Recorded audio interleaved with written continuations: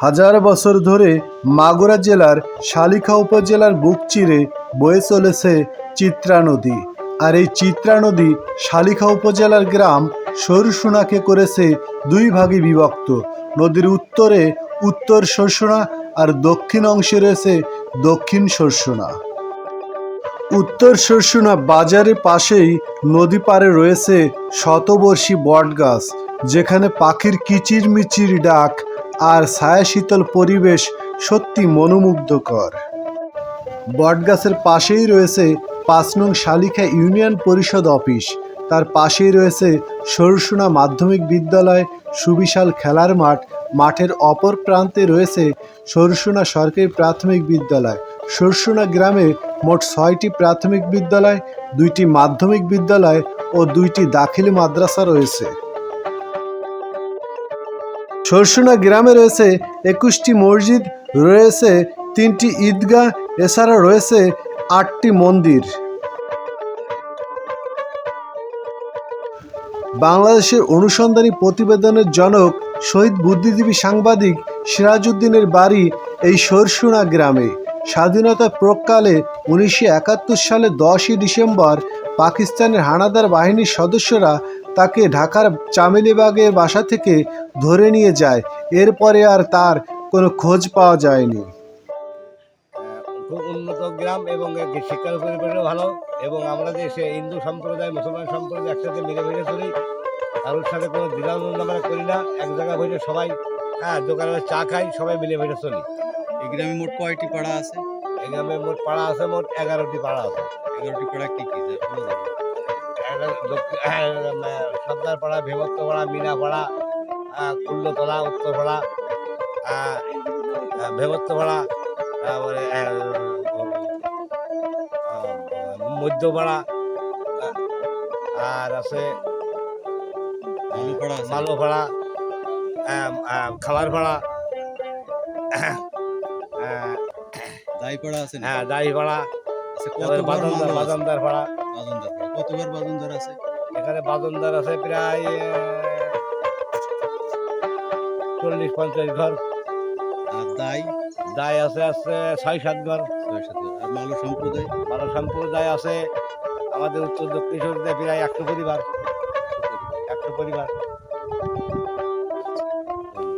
আপনার নাম কি? আমরা আইব হোসেন, পশু ডাক্তার আইব হোসেন, পশু ডাক্তার। বিখ্যাত সাহিত্যিক নিমাই ভট্টাচার্যের জন্মস্থান এই সরসুনা গ্রামে। তার বিখ্যাত উপন্যাস মেম সাহেব, যা কিনা পরবর্তীতে চলচ্চিত্রেও স্থান পেয়েছিল। এছাড়াও নিমাই ভট্টাচার্যের অন্যান্য সাহিত্যের মধ্যে রয়েছে রাজধানীর নেপথ্যে, হলিডে, সিন্ধু বারোয়ারি, রাত্রির রক্ত, জীবনরেখা ইত্যাদি। এই যে জায়গাটি দেখছেন পুরোটাই নিমাই ভট্টাচার্যের পৈতৃক ভিটা ছিল। এইগুলো এখন সময়ের পরিক্রমায় এই জায়গাগুলো বিক্রি হয়ে গেছে। এখন এখানে ব্যক্তি মালিকানাধীনভাবে এই এলাকাটি অন্য কেউ ভোগ করছে। তো যতই ভোগ করুক, একজন সাহিত্যিককে তার ভোগ করছে। এটা কোন পাড়ার ভিতরে?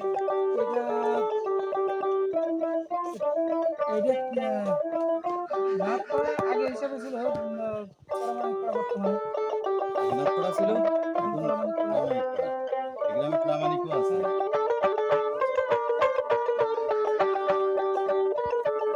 জমিদার বাড়ি, এটা বলা যাচ্ছে পুরনো হিসেবে জমিদার বাড়ি। বন্ধুরা, আমরা এও জানতে পারলাম যে এই নিমাই ভট্টাচার্যের পরিবার অবশ্যই তারা ব্রাহ্মণ ছিলেন এবং তারা জমিদারিও করতেন তার পূর্বপুরুষ। সেই হিসাবে এটিকে জমিদার বাড়ি হিসাবেও এটাকে পরিচিত মানুষ জানে, জমিদার বাড়ি হিসাবেও। তো আমরা এখানে যারা এসেছি, আমাদের সাথে ক্যামেরায় রয়েছেন সঞ্জীব এবং এই যে হাবিব অন দ্য স্পটের স্বত্বাধিকারী হাবিব এবং সুজিত কুমার মণ্ডল, তিনি আমাদেরকে সহযোগিতা করলেন। তো আমরা এই যে নিমাই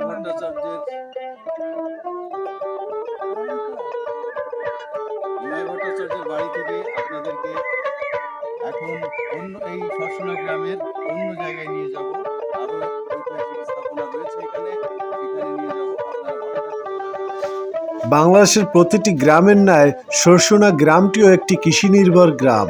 সরসুনা গ্রামে রয়েছে দীর্ঘ ফসলি মাঠ, যেখানে প্রচুর পরিমাণে ধান সহ উৎপাদিত হয় নানান ধরনের কৃষি ফসল।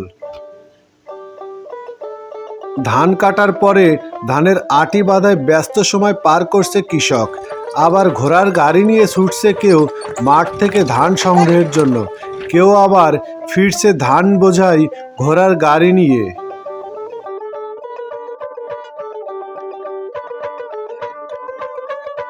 কৃষক তার দুপুরের খাবার সারছে মাঠে বসেই। এ এক মনোরম পরিবেশ। সব খাবো নাকি?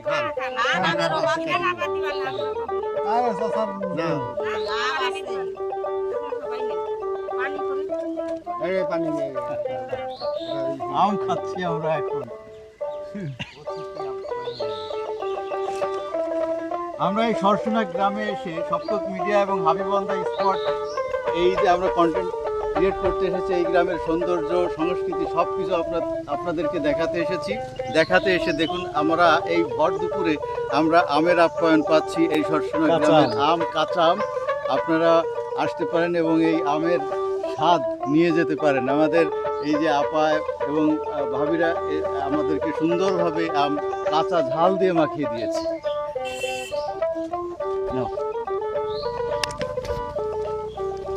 প্রখ্যাত রাজনীতিবিদ মধু কুণ্ডুর বাড়িও এই সরসুনা গ্রামে, যার সমাধি রয়েছে উত্তর সরসুনা বাজারের পাশে চিত্রা নদীর পাড়ে।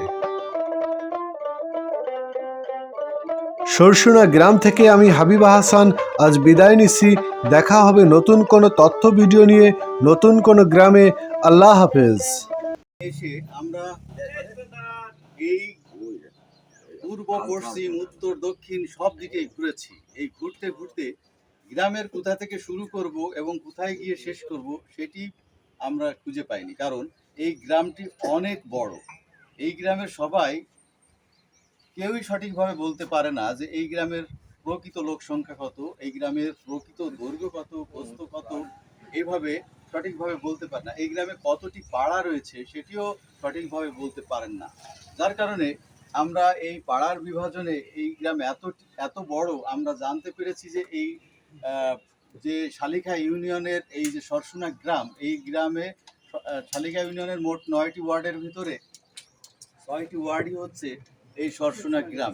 বুঝতেই পারছেন 6টি ওয়ার্ড মানে অনেক বড় গ্রাম এবং অনেক লোকের বাস। কিন্তু কত লোকের বাস সেটা তো প্রতিনিয়ত লোক বাড়ছে, প্রতিনিয়ত ভোটার বাড়ছে, যার কারণে সঠিক সংখ্যা নির্ণয় করা আসলেই কষ্টসাধ্য বিষয়। তো এই পাড়ার মধ্যে এই পাড়ার হিসাব করতে গিয়ে যে আমরা বিভ্রান্তিতে পড়েছি। আমার সাথে রয়েছে এই যে হাবিবন্দা স্পটের হাবিব, আমি সপ্তক মিডিয়া শিকদার ওয়ালুজ্জামান, আমার সাথে রয়েছে জালাল মোড়ল আর সুজিত কুমার মণ্ডল এবং ক্যামেরায় আছে সঞ্জীব। তো আমরা আসলে ঘুরেছি এখানে ঐতিহ্যবাহী একটা গ্রাম, ঐতিহাসিক একটি গ্রাম। আগেই বলেছি এই গ্রামে শহীদ বুদ্ধিজীবী সিরাজউদ্দিন হোসেন তার বাড়ি এই গ্রামে। আবার এও জানতে পারলাম যে এখানে নিমাই ভট্টাচার্যের বাড়ি এই গ্রামে। আবার প্রয়াত রাজনীতিবিদ মধুকুণ্ডের বাড়ি এই গ্রামে। এখানে শতবর্ষী মসজিদ রয়েছে, শতবর্ষী মন্দির রয়েছে। এখানে অনেকগুলো প্রায় 21টি মসজিদ রয়েছে, 8টি মন্দির রয়েছে। এইভাবে সব মিলে সরসুনা গ্রাম একটি বৈচিত্র্যময় গ্রাম এবং প্রাকৃতিক সৌন্দর্যের একটি গ্রাম। তো আমরা এখন এই পাড়ার বিভাজনে এই যে আমরা সুজিত কুমার মণ্ডল, সুজিতদার কাছে জানতে চাইবো যে এই যে পাড়াগুলো, এটা সঠিকভাবে আসলে মানুষ বলতে পারছে না কেন?